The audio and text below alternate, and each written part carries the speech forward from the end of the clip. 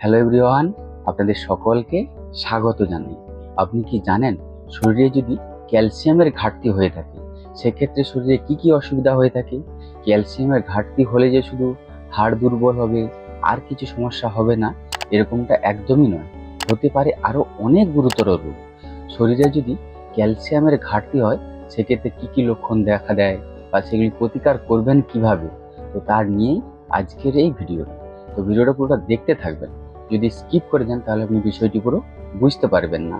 আর আপনি যদি চ্যানেলে প্রথম এসে থাকেন বা চ্যানেলটি এখনো সাবস্ক্রাইব করে না থাকেন তাহলে অবশ্যই চ্যানেলটিকে সাবস্ক্রাইব করে দিবেন। আপনারা অনেকেই ভাবেন ক্যালসিয়াম মানে শুধু হাড়ের সমস্যায় বা হাড় মজবুত করার জন্য দরকার, কিন্তু আসলে এই ক্যালসিয়ামের ভূমিকা আরো অনেক বড়। শরীরে ক্যালসিয়ামের কাজ কি?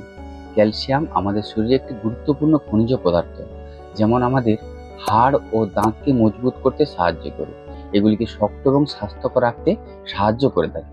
আর পেশির কাজ নিয়ন্ত্রণ করে, পেশি সংকোচন প্রসারণে ক্যালসিয়ামের গুরুত্বপূর্ণ ভূমিকা রয়েছে। ক্যালসিয়াম না থাকলে পেশিতে দুর্বলতা বা খিঁচুনি হতে পারে। আর স্নায়ুর কাজকর্মে সহায়তা করে, আমাদের যে নার্ভ বা স্নায়ু আছে সেই স্নায়ুগুলিকে শক্তিশালী করে, ফলে কি আমাদের আদান প্রদানে ক্যালসিয়ামের ভূমিকা গুরুত্বপূর্ণ রয়েছে।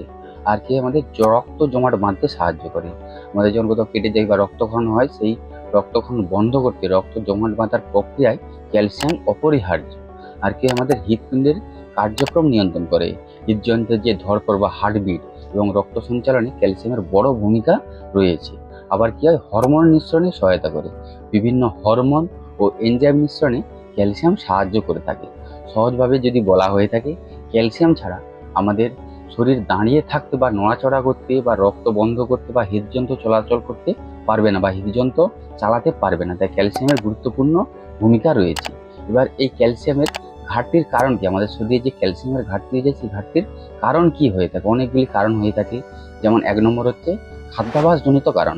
দুধ বা দুগ্ধজাত খাবার বা শাকসবজি খাবার বা ক্যালসিয়াম সমৃদ্ধ যে খাবার, সেই খাবারগুলো যদি কম খাওয়া হয় বা আমাদের প্রতিদিনকার খাবারে যদি না থাকে, সেক্ষেত্রে আমাদের ক্যালসিয়াম ডেফিসিয়েন্সি বা ক্যালসিয়ামের অভাব হতে পারে।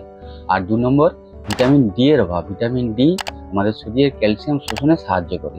সূর্যের আলো কম পাওয়া, ভিটামিন ডি এর অভাবে ক্যালসিয়াম আমাদের শরীরে ক্যালসিয়ামের অভাব ঘটতে থাকে। আর ৩ নম্বর হরমোনের সমস্যা। প্যারাথাইরয়েড হরমোনের ভারসাম্য নষ্ট হলে ক্যালসিয়াম লেভেল কমে যেতে পারে। আর ৪ নম্বর বয়সজনিত কারণ। বয়স বাড়ার সঙ্গে সঙ্গে হাড় পাতলা হয়ে যায় এবং ক্যালসিয়ামের শোষণ ক্ষমতা কমে যায়। বিশেষ করে মহিলাদের যে মনোপজের পরে ক্যালসিয়ামের ঘাটতি বেশি দেখা দিয়ে থাকে। আর ৫ নম্বর কিছু বিশেষ রোগ হয়ে থাকলে, কিছু বিশেষ রোগ হয়ে থাকলে ক্যালসিয়ামের ঘাটতি হয়ে থাকে।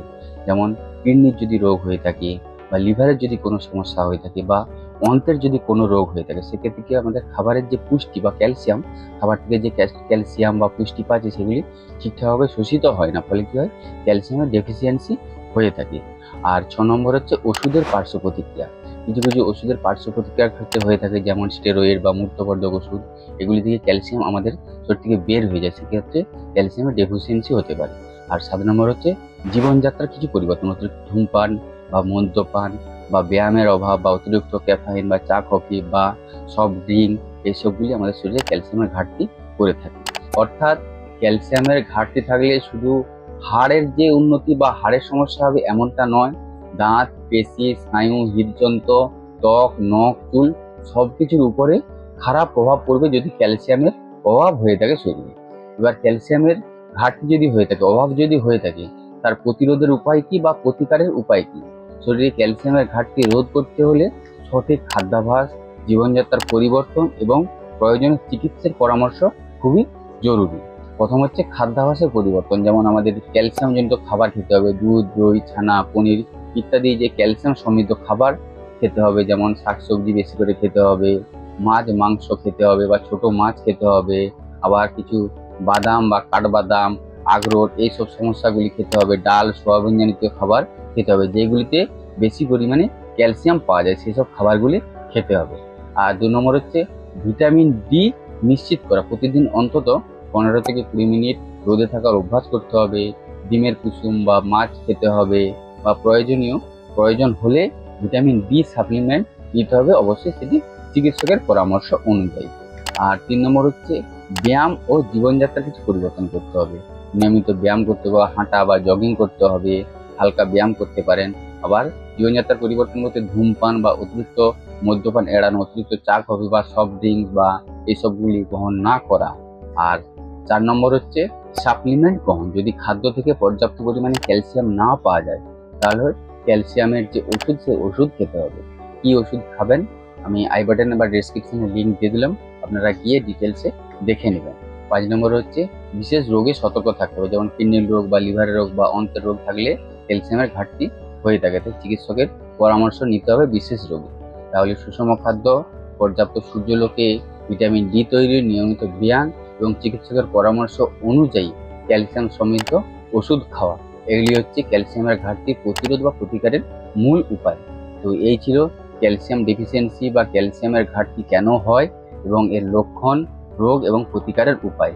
এর বাইরেও যদি আপনাদের কিছু জানার থাকে তাহলে অবশ্যই কমেন্ট করে জানাবেন। আর ভিডিওটি যদি ভালো লেগে থাকে তাহলে সকলের সাথে শেয়ার করে সকলকে দেখার সুযোগ করে দিবেন, লাইক করবেন।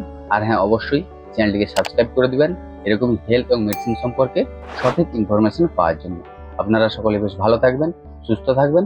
ধন্যবাদ।